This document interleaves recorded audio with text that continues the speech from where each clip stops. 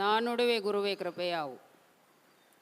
ಪರಮ ಪೂಜ್ಯ ಪ್ರಾತಸ್ಮರಣೀಯ ಸದ್ಗುರುದೇವನನ್ನು ಹೃನ್ಮಂದಿರದಲ್ಲಿ ಧ್ಯಾನಿಸಿಕೊಂಡು ಜಗದ್ಗುರು ಸಿದ್ಧಾರೂಢಪ್ಪಂಗಳವರ ಅಡಿದಾವರೆಗಳಲ್ಲಿ, ಜಗದ್ಗುರು ಶಿವಾನಂದ ಅಪ್ಪಂಗಳವರ ಅಡಿದಾವರೆಗಳಲ್ಲಿ, ಲೀಲಾಮೂರ್ತಿ ಪವಾಡ ಪುರುಷ ಕ್ಷೇತ್ರದ ಅಧಿದೈವತೆಯಾದ ದೇವರಕೊಂಡ ಅಜ್ಜನವರ ಅಡಿದಾವರೆಗಳಲ್ಲಿ ಅನಂತ ಅನಂತ ಭಕ್ತಿ ಪ್ರಣಾಮಗಳನ್ನು ಸಮರ್ಪಿಸಿ,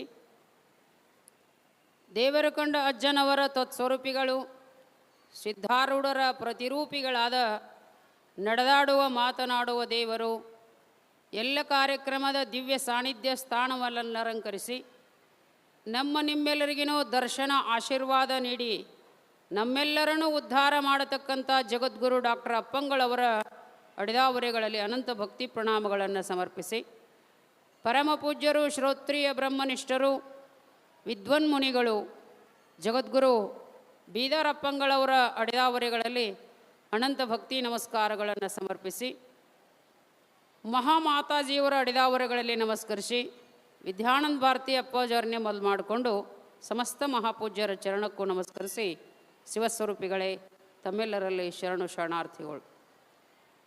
ಹಿತವಿದ ಹಿತವೆಂದು ಅತಿಶಯಿಸಿ ತಿಳಿಯುವುದೇ ಚಂದ ಮಮ. ಮನುಷ್ಯನಾದಂಥವನು ಯಾವುದು ಹಿತ ಯಾವುದು ಅಹಿತ, ನಾವೆಲ್ಲರೂ ಏನನ್ನು ಬಯಸ್ತಾ ಇದ್ದೇವೆ ಅಂತ ಕೇಳಿದ್ರೆ ಸುಖವನ್ನೇ ಬಯಸ್ತಾ ಇದ್ದೀವಿ. ಬಾಲನ್ನು ಹಿಡ್ಕೊಂಡು ವೃದ್ಧನ ಪರ್ಯಂತರವಾಗಿ ಎಲ್ಲರೂ ಪ್ರಯತ್ನ ಎದಕ್ಕಾಗಿ ಮಾಡಾಕತ್ತೀವಿ ಅಂದ್ರೆ ಸುಖ ಬೇಕು ಸುಖ ಬೇಕು ಸುಖ ಬೇಕಂತ. ಹುಡುಗ ನೋಡ್ರಿ ಸುಖ ಐತೆ ಅಂತ ತಿಳ್ಕೊಂಡು ಆಡಾಕ ಬಿಟ್ರೆ ಮಣ್ಣು ತಿನ್ನಾಕತ್ತೈತಿ ನೋಡಿ, ಅದಕ್ಕೆ ಅದ್ರಾಗ ಸುಖ ಕಂಡದು. ಒಬ್ಬ ಹುಚ್ಚದಾನ ಅಂದ್ರೆ ಅವಾಗ ಎದ್ರಾಗ ಸುಖ ಕಾಣಿಸ್ತೈತಿ ಅಂದ್ರೆ ಒಂದು ದೊಡ್ಡ ಚೀಲ ತೊಗೊಂಡು ಬಿದ್ದ ಹಾಳಿ ತುಂಬಿಕೊಂಡು ಗಂಟು ದ್ವಾಡದಾದಂಗೆ ಅವಾಗದು ಸುಖ ಅನ್ನಿಸ್ತೈತಿ, ಅದ್ರಾಗ ಸುಖ ಕಾಣಕತ್ತದ. ಇನ್ನು ನಿಮಗೆ ಏನು ಕಾಣಿಸ್ತದ ಅಂದ್ರೆ ಮನೆ ಭಾಳ ದೊಡ್ಡದಾತಂದ್ರೆ ಸುಖ ಅನ್ನಿಸ್ತದೆ, ಆಸ್ತಿ ದೊಡ್ಡ ಹಾಕೋಂತ ಹೋದು ಅಂದ್ರೆ ಸುಖ ಅನ್ನಿಸ್ತದೆ, ಮಕ್ಕಳೆಲ್ಲ ದೊಡ್ಡ ದೊಡ್ಡ ದೊಡ್ಡ ದೊಡ್ಡ ನೌಕರಿ ಮಾಡಾಕತ್ತಿದ್ರು ಅಂದ್ರೆ ಸುಖ ಅನ್ನಿಸ್ತದೆ. ಖರೆ ಸುಖ ಅನ್ನಿಸ್ತದೆ, ಸುಖ ಅದ್ರಾಗ ಐತೇನಂದ್ರೆ ಶಾಶ್ವತ ಸುಖ ಇಲ್ಲ, ಅದು ಕ್ಷಣಿಕ ಸುಖ. ಏನಾಗ್ತದೆ, ಬಿಸಿಲದಿಂದಾಗ ನೀರಡಿಸಿದ ಮನುಷ್ಯ ಚಂದನೋ ಒಂದು ಚಲೋ ತಣ್ಣ ನೀರು ಕುಡಿದ್ರೆ ಏಸು ದಿನ ಸುಖ ಅನ್ನಿಸ್ತದ್ರಿ? 1 ತಿಂಗಳು 2 ತಿಂಗಳ ಏಸು ದಿನ ಸುಖ ಅನ್ನಿಸ್ತೈತಿದು? ಹಸು ಆದಾಗ ಚಲೋ ತಂಗ ಊಟ ಮಾಡಿದ ಅಂದ್ರೆ ಏಸು ದಿನ ಹಸಿವಿ ನಿವೃತ್ತಿ ಆಗ್ತೈತಿ. ಮತ್ತೆ 2-3 ತಾಸಿಗೆ ಮತ್ತೆ ನೀರು ಬೇಕು, ಮತ್ತೆ 2-3 ತಾಸಿಗೆ ಮತ್ತೆ ಅನ್ನ ಬೇಕಾಗ್ತದೆ. ಸುಖದ ಬೆಂಬಳೆಗೊಂಡು ಸುಖವಿಲ್ಲದೊರ್ಧೊಡ ಸುಖವ ನಿಶ್ಚಯಿಸಿ ವಿಷಯದೋಳು ಸುಖಮಯವೆಂದು ತೊಡರಿ ಬಿಡದಿರ್ಪ ತತ್ ಸುಖಮಯ ಬುದ್ಧಿಯೇ ರಾಗವೆನಿಪುವುದು. ನಾವು ಎದರ ಮ್ಯಾಗ ಪ್ರೀತಿ ಅದೀವಂದ್ರೆ ಸುಖರಹಿತವಾಗಿರ್ತಕ್ಕಂಥ ವಸ್ತುಗಳ ಮ್ಯಾಲೆ ಪ್ರೀತಿ ಇದೀವು. ಬೇಡುವುದೇನು ಬೇಡಕತ್ತೀವಿ ಅಂದ್ರೆ ನಿತ್ಯ ಸುಖ ಬೇಡ್ತೀವಿ. ನಿತ್ಯ ಸುಖ ಕೊಟ್ಟಂಗೆ ಆಗ್ತದೆ, ನಿತ್ಯ ಸುಖ ಅದರೊಳಗಿಲ್ಲ.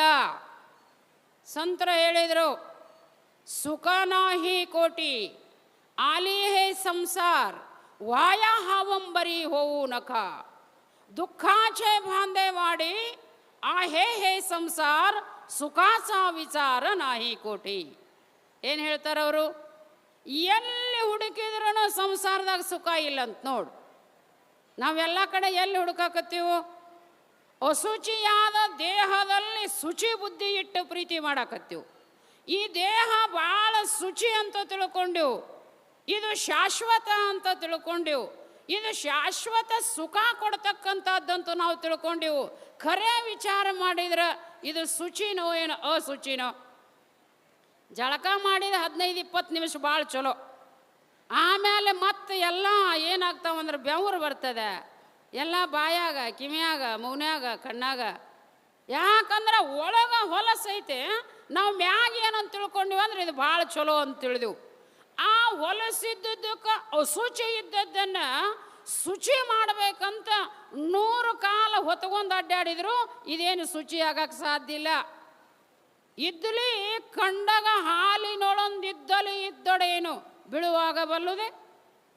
ಒಂದು ಕಂಡಗ ಅಂದ್ರೆ 12 ಕೊಡ ಹಾಲಿನ್ಯಾಗ ಒಂದು ಇದ್ದಲಿ ಬೆಳ್ಳಗೆ ಮಾಡ್ಬೇಕಂತಂದು ಒಬ್ಬ. 12 ಕೊಡ ಹಾಲಿನೊಳಗೆ ಜಳಕ ಮಾಡಿಸಿ ಇಡ್ಲಿ ಬೆಳ್ಳಗೆ ಮಾಡ್ಬೇಕಂದ್ರೆ ಇಡ್ಲಿ ಎಂದು ಬೆಳ್ಳಗಾಗುವುದಿಲ್ಲ. ಆಗ ಇದು ಅಶುಚಿಯಾದಂಥ ದೇಹದೊಳಗೆ ಶುಚಿ ಬುದ್ಧಿಯನ್ನಿಟ್ಟುಕೊಂಡು ನಾವೇನು ವ್ಯವಹಾರ ಮಾಡಾಕತ್ತೀವಲ್ಲ ಇದು ಎಂದೂ ಶುಚಿಯಾಗುವುದಿಲ್ಲ. ಅನಿತ್ಯವಾದ ದನ ಕನಕಾದಿಗಳು, ರೊಕ್ಕ ಶಾಶ್ವತ ಅಲ್ಲ, ಬಂಗಾರ ಶಾಶ್ವತ ಅಲ್ಲ. ಇವು ಏನದಾವ ಅಂದ್ರೆ ಅನಿತ್ಯವಾದ ಸುಖವನ್ನು ಕೊಡ್ತಕ್ಕಂಥವು. ಇದರೊಳಗೆ ನಾವು ಸುಖ 1 ಕೋಟಿ ಗಳಿಸಿಟ್ರೆ ಸುಖ ಆಗ್ತದೆ, 1000 ಕೋಟಿ ಗಳಿಸಿಟ್ರೆ ಸುಖ ಆಗ್ತದೆ. ಯಾರ ಒಬ್ರು ಕಳ್ಳ ಹೊಡ್ಕೊಂಡು ಹೋದ್ರೆ ಎಲ್ಲ ಸುಖ ಅನ್ನೋದು ಏನು ಹೋಗಿಬಿಡ್ತೈತಲ್ಲ, ಹೋಗ್ಲಿ ಬೇಡ. ಮತ್ತು ಅನಿತ್ಯವಾದ ಸ್ವರ್ಗಾದಿಗಳಲ್ಲಿ ಏನು ಮಾಡಿವಿ ನಾವು, ಅಲ್ಲಿ ಸುಖ ಅದ. ಇಲ್ಲಿ ಎಲ್ಲ ಚಲೋ ಕೆಲಸಗಳನ್ನು ಮಾಡಿ ಇಂದ್ರಲೋಕ, ಬ್ರಹ್ಮಲೋಕ, ವಿಷ್ಣು ಲೋಕಕ್ಕೆ ಅಲ್ಲಿ ಹೋದ್ರೆ ಸುಖ ಇರ್ತೈತಿ. ಏನು ಅಂದ್ರೆ ಅಲ್ಲಿ ಸುಖ ಶಾಶ್ವತ ಅಲ್ಲ. ಸ್ವರ್ಗದಲ್ಲಿ ಏನಿಲ್ಲ ಅಂತಂದ್ರೆ ಸುಖ ಆಹೆ पण ಸುಖ ದುಃಖಾಚ ಬೀಜ ಆಹೆ. ಸ್ವರ್ಗ ಸುಖ ಹೆಂಗೈತೆ ಅಂದ್ರೆ ಸುಖ ಏನೋ ಐತೆ, ಆದ್ರೆ ದುಃಖದ ಬೀಜ ಐತಲ್ಲಿ. ಸಪ್ತತಂತುವ ಮಾಡಿ ಭೂಮಿಯೊಳು ಉತ್ತಮ ಕ್ಷೇತ್ರಗಳ ಮೆಟ್ಟಿ, ಸಪ್ತ ನದಿಯೊಳು ಮಿಂದು ಪುಣ್ಯಾರಣ್ಯಗಳ ಹೊಕ್ಕು. ಸತ್ತ ಮನುಜನು ಪುಣ್ಯಲೋಕವ ಹತ್ತಿ ಹಲಕಲ ಕ್ಯಾಲವಿದ್ದವ ಮತ್ತೆ ತೆಲೆ ಕೆಳಗಾಗುತ್ತರುಳುವ ಬುತ್ತಿ ತೀರದರೆ.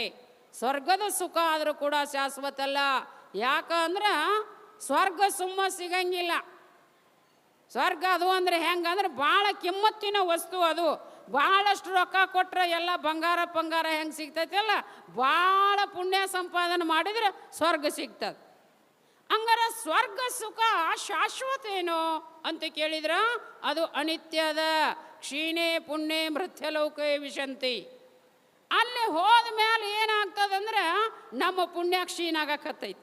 ಯಾಕಂದ್ರೆ ಸ್ವರ್ಗದ ಭೋಗ ಭಾಳ ತುಟ್ಟಿದೆ. ಅದು ರೊಕ್ಕ ಸ್ವಲ್ಪ ಕಿಶೆದಾಗ ಇಟ್ಕೊಂಡು ದೊಡ್ಡ ಹೋಟೆಲ್ಗೆ ಹೋದಂದ್ರೆ 100 ರೂಪಾಯಿಗೆ ಒಂದು ಸಿಂಗಲ್ ಚಹಾ ಅಂದ್ರೆ 1000 ರೂಪಾಯಿ ಏಸು ದಿನ ಆಗ್ಬೋದು. ಇವಾಗ 10 ಸಲ ಕುಡಿದ್ರೆ ರೊಕ್ಕ ಖಾಲಿ ಆದಮೇಲೆ ಹೋಟೆಲ್ದವ ಹೆಂಗೆ ಕುತ್ತಿಗೆ ಮ್ಯಾಗ ಕೈ ಇಟ್ಟು ಹೊರಗೆ ಹಾಕ್ತಾನೋ ಹಾಗೆ ನಮ್ಮ ಪುಣ್ಯ ತೀರ್ತು ಅಂದ್ರೆ ದೇವತರು ನಮ್ಮನ್ನು ಸ್ವರ್ಗದಾಗ ಇಟ್ಕೊಳ್ಳಂಗಿಲ್ಲ. ಏನು ಮಾಡ್ತಾರೆ, ಹೋಗ್ರಿ ನಿಮ್ಮ ಪುಣ್ಯ ಮುಗೀತು ಹೋಗ್ರಿ ಮತ್ತೆ ತಲೆ ಕೆಳಗೆ ಮಾಡಿ ಒಗಿತಾರಂತ. ಮತ್ತೆ ಆದ್ದರಿಂದ ನಿತ್ಯ ಶಾಶ್ವತವಾದ ಸುಖ ಯಾವುದು ಅಂತ ಕೇಳಿದ್ರೆ ಅದು ನಮ್ಮನ್ನು ನಾವು ತಿಳ್ಕೊಳ್ಳೋದು.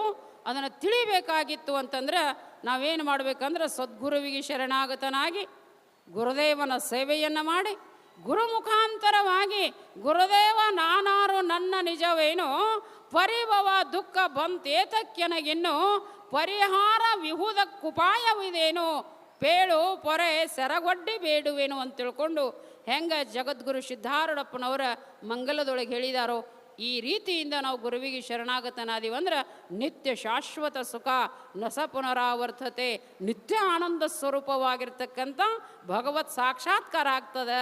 ಇಂಥ ಶಾಶ್ವತವಾದದ್ದು ವಿಚಾರ ಮಾಡಿದೀವಂದ್ರೆ ನರಜನ್ಮ ಸಾರ್ಥಕ ಆಗ್ತಾ ಇದೆ. ಅಂಥ ಸದ್ಬುದ್ಧಿಯನ್ನು ಜಗದ್ಗುರು ಅಪ್ಪಾಜಿಯವರು ನಿಮ್ಮೆಲ್ಲರಿಗೆ ದಯಪಾಲಿಸಲಿ ಎಂದು ಅವರ ಶ್ರೀಚರಣದಲ್ಲಿ ಪ್ರಾರ್ಥಿಸಿಕೊಳ್ಳುತ್ತಾ 2 ವಾಕ್ಯಗಳನ್ನು ಅಪ್ಪಂಗಳವರು ಹಡೆದ